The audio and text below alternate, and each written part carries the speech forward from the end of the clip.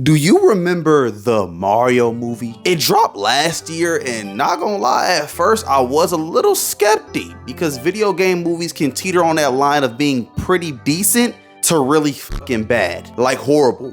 Mortal Kombat movie horrible. Who the fuck is this guy, and when did he decide to go to Wakanda? What's his name again? Cole Young? Nigga name sounds like he was destined for a 9 to 5. Please retire this nigga immediately. But back to the Mario movie. It was pretty good. The plot was okay, but the characters looked great. They had my girl Peach moving with a purpose. I ain't never seen her this locked in before. But I remember before the movie came out, they released the voice actors for the characters. This shit was like Smash Bros. With how insane this crossover was. Anya Taylor-Joy as Peach, Charlie Pepe Sylvia Day as Luigi, Jack, I must have mountains of debt because I literally say yes to any role, Black as Bowser. Peaches was a banger, by the way. JB is allergic to missing. Keegan Michael, Aaron Key as Toad. What? And Seth Rogen as Donkey Kong? Y'all don't know how crazy that is? But no, that's not even the kicker. That's the quarterback. The person casted to play the Italian plumber we know and love is none other than Star-Lord himself, Chris fucking Pratt. Now I understand we weren't really going for accurate video game adaptations, because if we did, the entire movie would just be Peach screaming Mario, followed by the occasional Donkey Kong grunt and Mario saying Wahoo! Damn, that was kind of good. Hold on, Super Mario Galaxy? Y'all might gotta hire me. Bro sounded like a random dirty New York resident, and somehow it works? I'm just surprised I didn't have to jam my slushy straw into my ear canal the entire movie. Maybe, just maybe, the casting directors knew ball the entire time because the characters sounded immaculate. Charlie Day as Luigi and Seth Rogen as Donkey Kong? Oh my god. Perfection. But that's a rare case where casting a celebrity as a voice actor actually works out and isn't a shit show. And that's what we're going to be talking about today. Celebrities casted as voice actors that have no business being casted as voice actors. Wait! You know what time it is. Time for question of the video. What is the worst voice acting performance you've ever heard in your life? The best comments get featured in the next video. Y'all already know what I'm about to say. I can't wait to see what y'all cook up. Good voice acting can go a long way. I mean, it can literally make or break a character. Imagine you're excited, all giddy because your favorite cartoon growing up is finally getting a live action adaptation. And you look at the casting and your favorite character is voiced by none other than her. The character killer herself, Aquafina. To be honest, I got no real beef with Big Aqu. I mean, she just got no range. Every character she voices sounds just like her. And that isn't really a bad thing, but we gonna tap more to that later. It doesn't help that her voice is ran through in the animation movie scene like your crush cosplaying as a team manager. Yeah, she definitely managing that team. She managing them good. She must got one of those super resumes because the casting directors cannot fight the urge to add Aquafina to the credits in any way, shape, or form. Like I said, I have no real beef with Miss Fina. I actually liked her in Shang-Chi. Matter of fact, she was my favorite character in Shang-Chi. Literally over the character that the movie was named after. Quick side note, where the fuck is Shang-Chi at? He had the most here nigga damn movie I've ever seen in my life. Why hasn't he been in any movie besides his own? And I don't want to hear, oh, he's gonna be in Doomsday. And nobody is excited to go to the movie to see Doomsday, to see Shang-Chi. Nobody. My boy gonna make a grand entrance, saving somebody from a doom bot and get 2 claps. One from the singular guy excited for his arrival, and one from the couple in the back. Having a recognizable voice when voice acting a character isn't always annoying. I mean, look at Eddie Murphy. He only voices the realest niggas possible. When you hear their voice in a movie, you already know who it is. The Rock, John C. Reilly, Samuel Jackson. They was even cooking having Ellen DeGeneres voice Dory. And Nicki Minaj. How great it feels to be me. That one don't count, really. That one don't count. We gonna scratch that one off. You know you're about to have a good time watching Eddie Murphy in a zebra or a donkey costume and die laughing the entire time. This is good celebrity voice acting. Tom Hanks is Woody. Angelina Jolie is Tigress. Keanu Reeves as whatever character Keanu wants to voice at a time. That is flawless. And side note, did you know that Michael Scott himself voiced Gru? No, you didn't. No, stop lying. See, niggas always want to get the one up on you. Stop lying. But these are examples of celebrities who are talented enough to cook on and off camera. Then we have the celebrities that,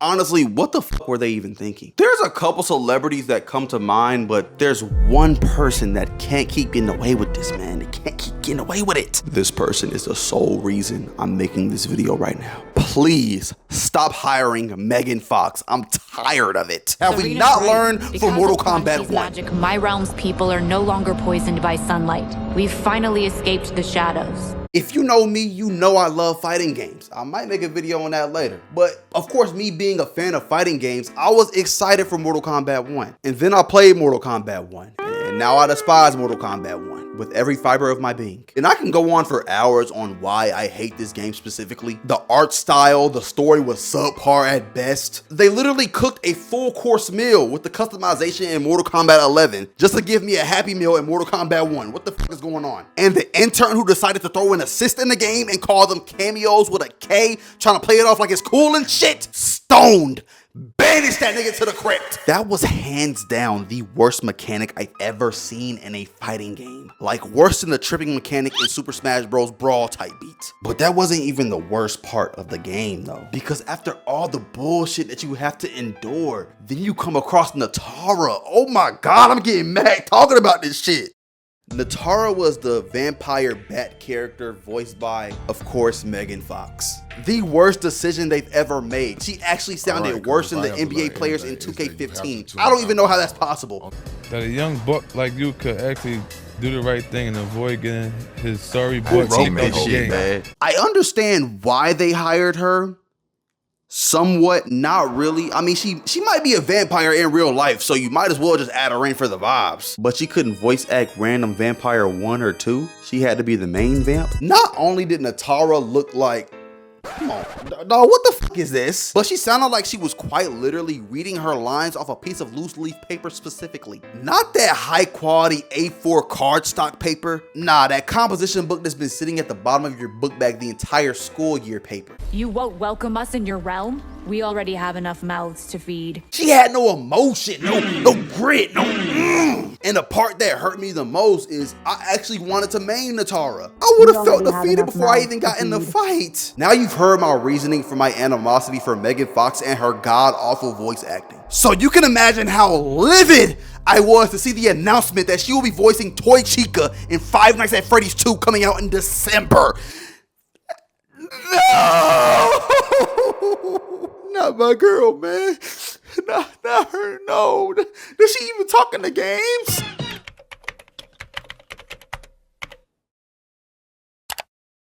You won't get tired of dying, will you? Where's my beak? Lodged in your forehead, of course. You won't get tired of my voice, will you? Oh, okay, I get it now. I understand. I'm a ball knower now. I'm gonna let y'all cook. My bad. I don't know shit. I'm sorry. My bad. Damn. The casting directors made it so painfully obvious why they decided to go with the Megan Fox. You know, every 2000s boy's first feeling of, oh, so this is a woman to play Toy Chica. I say it's one of, if not both of, two things. They've seen her performance in Subservience and want her to reenact that scene, and or they're aware of what Toy Chica is known for and want to add a little cracked red pepper to Freddy's Pizza. You know, add a little spice to the mix. But, you know, I'm gonna choose to be optimistic about Miss Fox's voice acting in Five Nights at Freddy's because she shouldn't have that many voice lines, right? Right?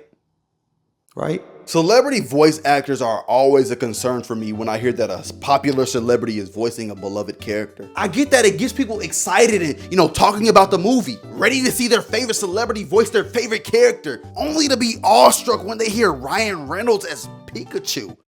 Because it was so good, so fucking good. Whoever came up with that idea, give that guy a raise and maybe some head. But in other cases, it can make a movie go from a decent movie to a movie with Megan Fox. Please stop hiring her as a voice actor. I'm so serious, bro. Just let her keep being the character used for fan service. And there's no offense to her. She's talented in her own ways. You gotta use the tools that was given to you to be successful, and she's using them pretty well. But I will give it to her. At least she's slightly better than Gay Pinocchio. Father, when can I leave to be on my own? I've got the whole world to see. Shout out to all my gay niggas. But that's all I have for y'all for today, man. Thank you so much for watching. I'm gonna see y'all on the next one. Don't forget to like, comment, subscribe, and hype the video up too. Don't forget about the new YouTube feature. Hype the video up. Thank you so much. I love y'all. I'm gonna see y'all on the next one.